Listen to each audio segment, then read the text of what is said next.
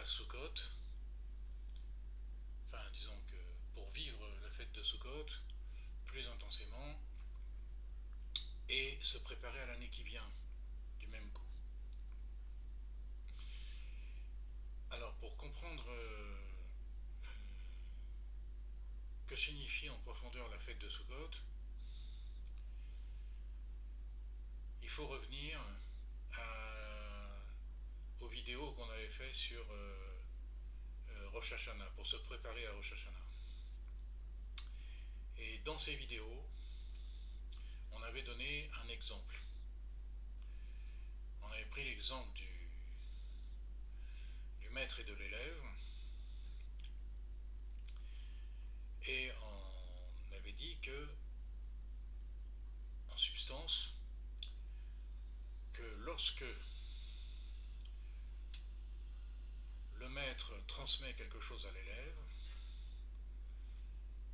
pendant qu'il transmet, il peut avoir une idée nouvelle sur laquelle il va donc fixer toute son attention pour ne pas la perdre et pour la développer, dans le but de la transmettre à son élève.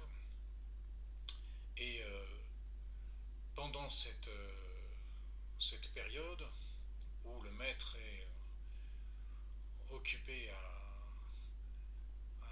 essayer de saisir et de développer cette idée, à la rendre claire à son propre esprit, à la prouver, disons, à la mettre à l'épreuve,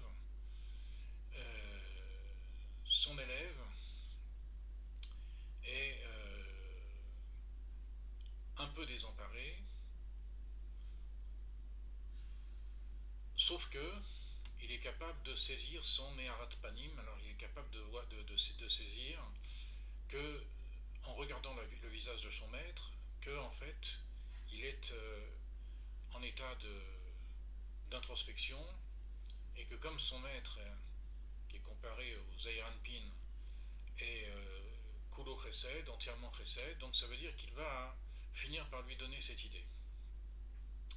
Et donc ça c'était pendant le mois d'Elul, et le don de l'idée c'est à partir de Rosh Hashanah. Les Aseret Yemei Teshuvah sont la remise de cette idée, la remise de cette idée à son élève, qui, de par son état antérieur, comme on l'avait expliqué, ne la capte pas, ce qui provoque une Nessira, c'est-à-dire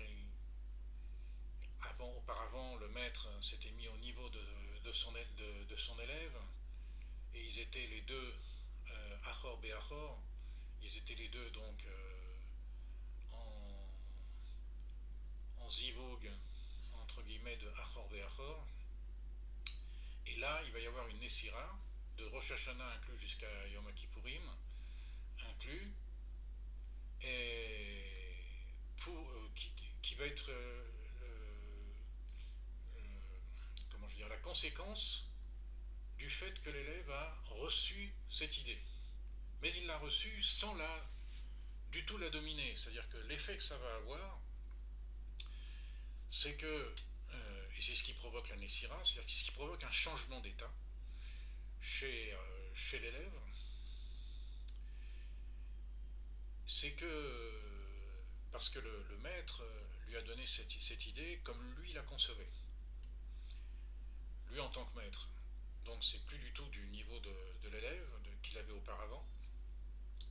Et en fait, ça va provoquer une Nessira. C'est-à-dire la Nessira ici, peut être comparé à Shvirat HaKelim. C'est-à-dire que l'élève va changer d'état, il va passer par un stade de Shvira, justement, c'est-à-dire qu'il va se recombiner, il va acquérir une gadlout, il va acquérir les modalités pour avoir une gadlout, c'est-à-dire pour avoir les capacités de capter cette idée, et donc il va se défaire, en quelque sorte, des catégories qui étaient les siennes auparavant. Et donc on a comparé ça aussi à une shvira, parce qu'une shvira c'est quoi? Ça s'appelle dans la Kabbalah, des fois ça s'appelle Atzilut Rishona, c'est-à-dire la première émission, la première Hatzilut, et la réorganisation, ce qui permet une réorganisation de soi, c'est ce qu'on va appeler le monde de Tikkun, ou dans notre perspective, Hatzilut Shnia, c'est-à-dire une deuxième Hatzilut, ce qu'on appelle le monde du Tikkun en réalité. Mais c'est le même monde, c'est-à-dire c'est le même être, mais qui se réorganise. D'ailleurs, pour ça que Rosh Hashanah, c'est Rosh Hashinui, c'est le début du changement. C'est-à-dire, il y a un changement qui se produit, donc dans le, chez l'élève, et aussi il y a un changement d'attitude qui se produit chez le maître, qui va lui transmettre donc, cette fois-ci, par rapport à son état antérieur, l'idée telle qu'elle était chez lui, maître, entre parenthèses. Alors, donc, dans cette période de Aseret Yom Teshuvah, il y a un événement fondamental qu'on doit vivre et qui est mentionné à plusieurs reprises, c'est la Hartarat Amelech, c'est-à-dire le couronnement du roi. Pourquoi ? Parce que le couronnement du roi ne peut se faire, c'est-à-dire l'acceptation du roi en tant que tel, c'est-à-dire du maître en tant que tel, ici, dans l'exemple.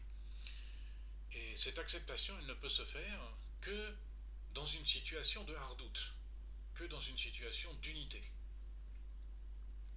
C'est-à-dire que tant que l'élève qui reçoit donc cette idée nouvelle de la part de son maître ne sait pas reconstituer structurellement, eh bien il ne va pas pouvoir capter cette chose-là. Et donc en même temps qu'il se brise, en quelque sorte, sous l'effet de la force, de la puissance de ses idées, en réalité, il se prépare aussi à l'acceptation de la royauté. Pourquoi ? Parce que son maître, qui est toujours le même, mais là il lui apparaît plutôt comme un Meller, c'est-à-dire comme quelqu'un qui a une distance incommensurable par rapport à la sienne. Pourquoi ? Parce qu'il communique avec lui non plus Achor Be'achor, c'est-à-dire en se mettant au niveau de son élève, mais tel qu'il est lui-même. C'est-à-dire c'est comme s'il se révélait lui-même, c'est une idée nouvelle, comme on l'a déjà rappelé dans les vidéos précédentes. Et donc, la caractéristique de ces 10 jours de Teshuvah, c'est quoi ? C'est de se remettre en ordre structurellement, c'est-à-dire de pouvoir se construire un cli, c'est-à-dire une structure psychologique qui nous permette donc de recevoir cet enseignement du maître, qui est devenu comme notre roi, tellement la distance elle est incommensurable. C'est pour ça qu'on change dans le Noussar de la Hamida, et au lieu de dire à Akel Akadosh, on dit à Melech Akadosh. Ensuite, donc ça, c'est la période on va appeler ça la période selon la terminologie de Rebbe Isaac, on va appeler ça la période de Echad. Ensuite, en fait, la Nessira, quand on regarde dans les livres de Kabbalah, elle se produit telle qu'on vient d'en parler. Elle concerne les 10 séphirotes, mais elle se produit en 9 jours. C'est-à-dire qu'elle va de Rosh Hashanah inclus à Erev Yom Kippourim inclus, de manière exacte. D'accord ? Yom Kippour, c'est autre chose. Yom Kippour, c'est véritablement, une fois que l'on est prêt, on a fait la hardout. Alors Yom Kippour, c'est la phase où débute la communication entre le maître et l'élève de panim bepanim. Et cette communication entre le maître et l'élève de panim bepanim, elle se fait en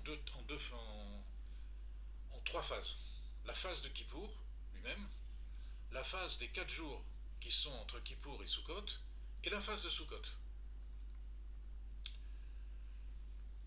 Et ensuite, on rentre dans quelque chose d'encore différent dans sa nature, qui est Shmini Atzeret Vesimchat Torah. Alors, que se passe-t-il à Kippour? Kippour, en réalité, euh, c'est la fête, c'est la fête de la, de l'agrandissement de la conscience. C'est là où l'idée peut être remise globalement.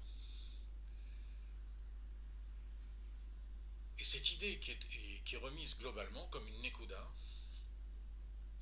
ensuite, elle va se décliner.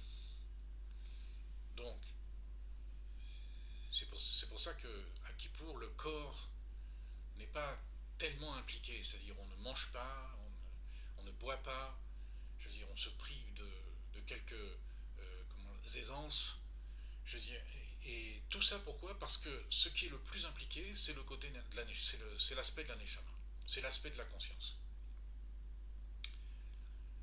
Et ensuite, comme c'est marqué dans le livre de Kabbalah, c'est que de Yom Kippour à Sukkot, Sukkot exclu, eh bien se dévoile, il y a 4 jours, et chaque jour se dévoile en fait une lettre du Shem Havaya, Yudke Vavke. Ce or que l'on reçoit, cette conscience nouvelle que l'on reçoit après toute la avoda de Aseret Yemei Teshuvah, eh bien finalement elle va se décliner dans les 4 jours qui viennent. Alors qu'est-ce qu'elle est? Au niveau au moment de Yom Kippour, tout est inclus dans cette conscience. Et cette conscience va en fait se déployer, se décortiquer, si on peut dire, au cours des 4 jours à venir et des jours de Sukkot. Quelle est la différence essentielle entre ces 4 jours et les jours de Sukkot? C'est que pendant ces 4 jours, la conscience se déploie, disons que se révèle à nous-mêmes. Au départ, elle s'est révélée de manière globale, et là, elle se révèle d'une manière particulière. C'est-à-dire que chaque jour, eh bien, on a une révélation différente de cette globalité. Jusqu'à ce que notre conscience soit, l'espace de notre conscience, on va dire, soit totalement construit. Quand on arrive à Sukkot, il se passe quelque chose d'encore différent, toujours à partir de la conscience. Ce Shem Havaya, qui était déjà là à Kippour, qui constitue la nouvelle idée, mais qui était trop globale pour être révélée de cette manière-là, par partie, on va dire, si on peut s'exprimer ainsi, eh bien, ce Shem Havaya, c'est-à-dire, c'est quoi le Shem Havaya ici? Le Shem Havaya, c'est un Shem qui est créateur, c'est-à-dire c'est un Shem c'est un nom de Dieu c'est le nom de Dieu qui a pris en relais la capacité créatrice de Dieu, c'est-à-dire la capacité de l'essence de Dieu de créer, ce Shem l'a prise en relais, et là il va la mettre en pratique à partir de Sukkot. Et en fait, toute la force de Kippour et de ces 4 jours va entrer en manifestation, c'est-à-dire va se révéler. Alors elle s'était déjà révélée à nous, d'accord, mais pas dans le détail. Donc c'est un peu comme si cette force-là, c'était simplement un pur vecteur force, et à Sukkot, il va révéler ce qu'il contient. C'est pour ça que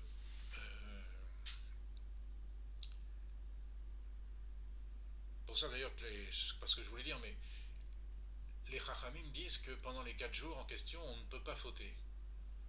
du point de vue de l'âme, on ne peut pas fauter. Pourquoi? Parce que c'est uniquement au niveau de l'âme que se jouent les choses. Et que si on faute pendant ces 4 jours, c'est uniquement un résidu du Nefesh Abahamit. Mais l'âme n'est pas impliquée dans cette histoire. Contrairement à ce qui se passe à ce qui peut se passer pendant l'année. L'âme ici n'est pas impliquée. On ne va pas développer ça ici. Mais en tout cas, c'est la raison pour laquelle ils disent ça. Et pourquoi elle n'est pas impliquée? Parce que, voilà, c'est encore global. C'est-à-dire, c'est pas révélé dans le détail. Ce Shem Havaya va se révéler dans le détail, c'est-à-dire il va commencer par révéler ce qu'on appelle l'espace de la conscience. Alors, d'une manière générale, l'espace de la conscience, c'est ce qu'on appelle dont on parle ici, ce qui va correspondre à Sukkot, c'est ce qu'on appelle dans les livres de Kabbalah, et on est, donc évidemment, comme on le pressent, on est avant le Tzimtzum, c'est-à-dire on est avant l'apparition de l'espace des mondes, il va apparaître donc l'espace de la conscience. Et l'espace de la conscience, c'est en fait délimité par la Soukha. Pourquoi? On donne une allusion, c'est que la Soukha, elle a une forme ou d'un cube ou d'un parallélépipède rectangle. Quel rapport avec le Shem Havaya?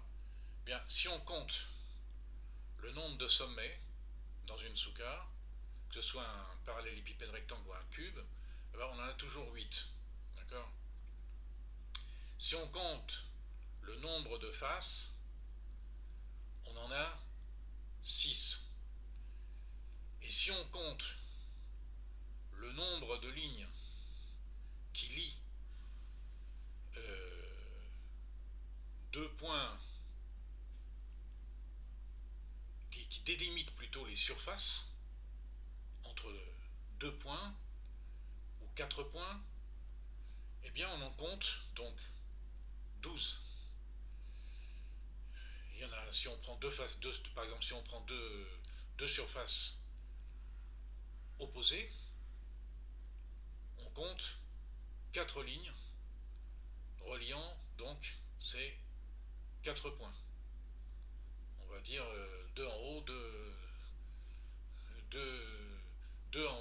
pardon, une, on va dire en haut, une en bas, si on peut dire, et puis 2 debout.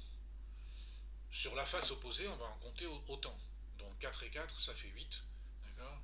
Et sur les 2 autres faces qui restent, comme on en a déjà compté, alors elles aussi, elles ont 4 lignes de ce type. Mais on en a déjà donc ça fait 8.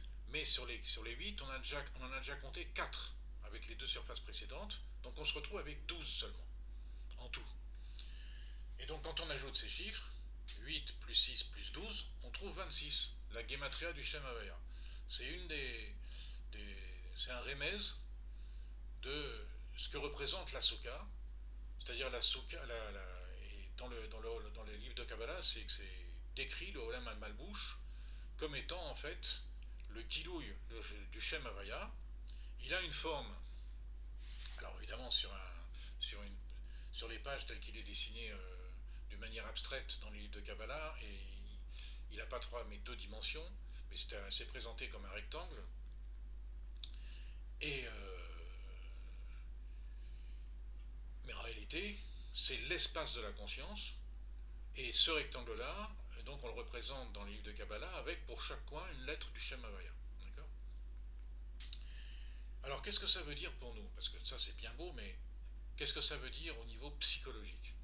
Au niveau psychologique, alors tout ça en fait, c'est comme si on parlait de notre inconscient alors qu'il était totalement encore conscient de lui-même.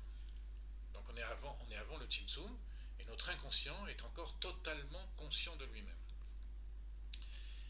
Et à tel point qu'il va pouvoir, à l'intérieur de cet espace, qui est la Soukha, il va pouvoir donc envisager tous les êtres créés et tous les événements du monde. Les êtres créés, tous les événements du monde, y compris donc dans l'aspect où on les a aujourd'hui. À la différence près que c'est un monde encore du possible par rapport à après le Tzimtzum, mais qu'en plus, même si tout ceci est vivant, donc après la conscience, la phase de la conscience pure entre Kippour et Sukkot, apparaît aussi donc tous les êtres créés et tous les événements du monde, c'est-à-dire tous les possibles des événements du monde. On ne va pas développer ça ici non plus, mais ce qu'il faut retenir, c'est que donc ça veut dire que la vie apparaît, ces choses sont vivantes, c'est véritablement de la vie, sauf que ça n'est pas la vie de ces êtres, c'est la vie de la conscience. Ça appartient encore complètement au domaine de la conscience. C'est pour ça que cette étape de Sukkot, qui inclut donc Kippour et comment ça s'appelle, les 4 jours qui entre les deux, Kippour étant à cheval sur les deux périodes, ça s'appelle une période de Yachid, selon Rebbe Isaac. C'est-à-dire quoi? C'est-à-dire qu'à ce moment-là, c'est plus de la hardoute, parce que la hardoute, c'est entre des choses qui sont a priori non unies. Mais là, tout est uni, puisqu'il y a une seule et même chose. C'est notre inconscient lorsqu'il était encore conscient de lui-même. Ce qu'on appelle la conscience divine dans la Chassidut. Et là, et dans la Kabbalah, c'est décrit comment, cette histoire-là? C'est décrit comme un zivoug. Donc on a dit que toute l'année Syrah, d'accord, c'était le fait de changer d'état, de passer de Achor Be'achor à Panim Bepanim, c'est-à-dire de recevoir face à face, c'est-à-dire de recevoir tel que notre maître nous transmet les choses au maximum de nos capacités. Et c'est quoi le maximum de nos capacités? Tel que notre maître nous envisage. Alors là aussi, il y a beaucoup à dire. Mais bon, donc, ici, on est. Alors, dans les livres de Kabbalah, on nous dit que à partir de Yom Kippour, donc, les deux partsoufim, Zahir Anpin ou Malchut, c'est-à-dire le Meler ou le maître et nous, se mettons donc en phase de Panim Bepanim. Mais ça n'arrive pas tout de suite. Il y a des phases. Et la phase qui correspond à Sukkot s'appelle Zivug Bechibuk. C'est-à-dire c'est un Zivug, c'est une union, mais qui implique seulement un enlacement. Et non pas un Zivug Mamash, non pas un Zivug qui va pouvoir donner naissance. C'est un enlacement.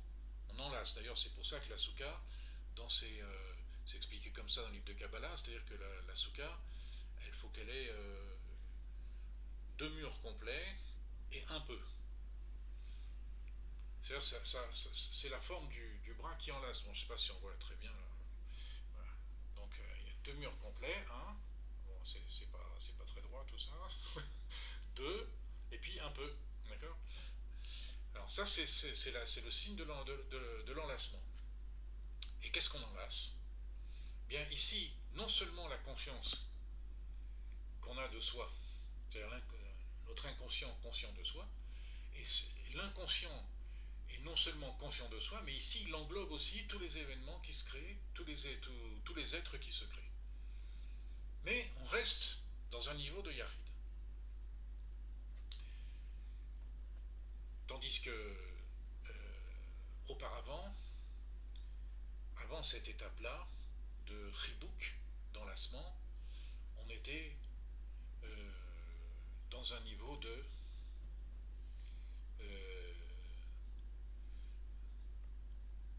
Nishikin, c'est-à-dire de baiser avec notre créateur. Où il y a une transmission rouar-bérouar, une transmission rouhanite, une transmission spirituelle. C'est l'idée qui se dispatchent, etc., comme on l'a déjà évoqué. Et ensuite, donc il y a beaucoup de choses à dire sur Sukkot, évidemment, on ne va pas parler ici du Lulav et de son rôle fondamental, mais on arrive après, donc là on était dans Yachid, donc on est passé de Echad à Yachid, et ensuite, donc, fort de toute cette expérience de la Soukha, dans laquelle on n'est pas encore dans le monde existant, on se prépare à amener cette idée nouvelle dans le monde existant, eh bien il va y avoir, donc pour pouvoir donner naissance à ce monde existant, il va bien falloir utiliser le Koach HaOlada, la faculté à donner naissance, qui est le propre de l'essence de Dieu. Et c'est ce qui va se passer au moment de Shmini Atzeret ve Simchat Torah. C'est pour ça qu'il est marqué au début Tiku Bachodesh Shofar Bakese le Yom Chagenu. Donc sonner dans le mois du Shofar Bakese d'une manière cachée Beyom Chagenu, le jour de notre fête. Et le jour de notre fête, c'est Shmini Atzeret ici qui est visé. Et qu'est-ce que ça veut dire? Chodesh ici, c'est tout ce qui est chidouche. Tout ce qui est chidouche, c'est tout ce qui est de l'ordre du changement. Et pourquoi doit-on sonner du shofar dans cet ordre du changement? Parce que le shofar va ajouter à cet ordre du changement, qui est Rosh Hashanah, comme on l'a déjà évoqué, la tête du changement, donc vraiment par rapport à ce qui était avant, etc. Le shofar va coupler à ce changement de l'intangible. Mais cet intangible ne va être révélé qu'au moment de Shmini Atzeret. C'est-à-dire au moment du Zivouk Yesod Beyesod. C'est-à-dire au moment du Zivouk qui donne naissance. C'est-à-dire quoi? Qui donne naissance, qui implique le Koach HaEtzem, c'est-à-dire qui implique la force de l'essence de Dieu.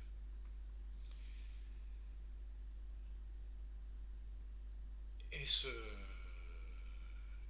Reb Isaac explique que pourquoi on sonne du shofar? C'est pour mettre du Tahanouk dans le changement. Pour introduire une dimension de Tahanouk, de plaisir, dans le changement. Et cette dimension de plaisir, elle atteint son paroxysme au moment du Zivouk de Shmini Atzeret.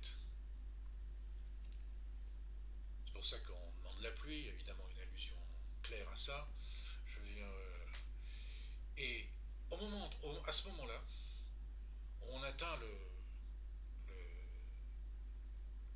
paroxysme en quelque sorte du plaisir à donner naissance. Dans ce paroxysme, tous les Gilouyim, tout ce qu'on avait avant, etc., perdent leur importance, ont l'air de se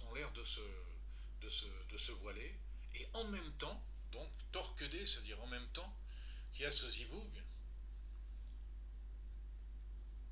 eh bien il y a aussi en même temps création de l'espace des mondes. Qu'est-ce que ça veut dire création de l'espace des mondes? C'est-à-dire que tous les guillolim qu'on a eu auparavant, c'est comme s'ils s'essentialisaient dans le plaisir qui se révèle, dans le ta'anouk divin qui se révèle, à créer. Et du coup, c'est comme si tout disparaissait, et dans l'espace, à l'intérieur même de l'espace de la conscience, qui est celui de Sukkot, eh bien se crée, donc cette fois-ci, un espace des mondes. Alors l'espace des mondes dans la Kabbalah, il est indiqué par un cercle dans ce carré, justement, dont on a parlé tout à l'heure. C'est-à-dire que l'espace des mondes n'est que comme une nekuda, comme la manifestation d'un possible, parmi donc tout l'espace de la conscience. Évidemment, on ne peut pas développer ça dans une vidéo courte, mais ce qu'il faut retenir, c'est que à ce moment-là, à cause même du zivug, à cause même du ta'anug en-sofi qu'on ressent, le monde se crée, c'est-à-dire l'espace des mondes se crée, y compris l'espace de notre univers matériel, mais avec tous les autres mondes, après le Tzimtzum, puisque c'est ça qui détermine l'espace des mondes, à l'intérieur de l'espace de la conscience. Et alors la nature de ces deux espaces, évidemment, on ne peut pas en discuter ici, c'est trop, il faudrait faire d'autres vidéos, mais c'est juste pour donner un plan. Et une fois que on sort des fêtes, on sait que le rabbi avait l'habitude d'insister sur Yaakov alach le darko. Et Yaakov, donc une fois qu'on sort des fêtes, Yaakov, c'est-à-dire le juif, qui a pris toute cette énergie, toute cette influence, etc., au cours de toutes ces fêtes, il va son chemin. Et on sait que dans la Kabbalah, le, parmi les Avot, celui qui représente le Kav, c'est Yaakov. Pourquoi? Parce que le Kav, il fait une béquilla, c'est-à-dire il perce, il perce l'effet du Tzimtzum. Qu'est-ce que ça veut dire, il perce l'effet du Tzimtzum? Ça veut dire qu'il a la force d'aller introspecter en se révélant et en révélant ce qu'il y a dans ce qui contient le Tzimtzum, potentiellement. Il va donc créer tous les mondes qu'on a l'habitude de côtoyer dans la Chassidoute, dans la Kabbalah, y compris notre monde matériel. Pourquoi? Parce que l'allusion, c'est que Bekia, c'est les mêmes lettres que Yaakov. C'est expliqué longuement en Chassidoute, tout ça. Évidemment, il y a beaucoup de choses ici qu'on dit et qu'on ne peut pas développer. Et donc, on voit là le plan général de tout ce qui se passe. C'est-à-dire que lorsqu'on entame après l'année dans ces conditions, après avoir donc forgé les possibles au moment de Sukkot en particulier, comme on l'a expliqué, enfin comme on l'a succinctement mentionné plutôt, eh bien, on a la possibilité de fixer les choses dans ce qu'on appelle le réel, c'est-à-dire dans les mondes, en, disons, jouant nous-mêmes ce vecteur force animé par la conscience divine qui va pénétrer donc tous les mondes. Et là, en quelque sorte, notre libre arbitre va jouer à plein parce qu'on va fixer finalement le monde qui va être.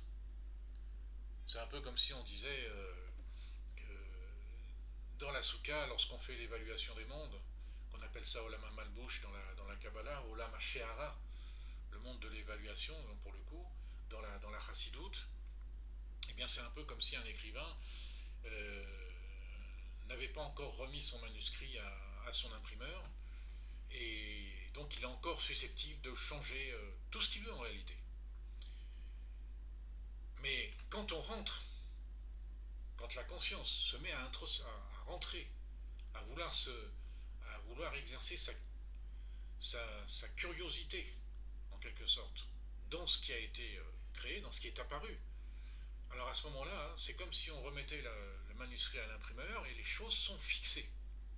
C'est-à-dire que c'est l'endroit où justement on utilise notre libre arbitre pour révéler, modeler le monde à notre façon, c'est-à-dire à la façon qui convient pour que Dieu puisse s'y dévoiler. Ça aussi on l'avait déjà mentionné, mais c'est aussi un autre sujet. Bon, on va arrêter là. Chag Sameach à tout le monde, et bonne santé à tout le monde, faites attention à vous. Kol Tuv, à la prochaine vidéo.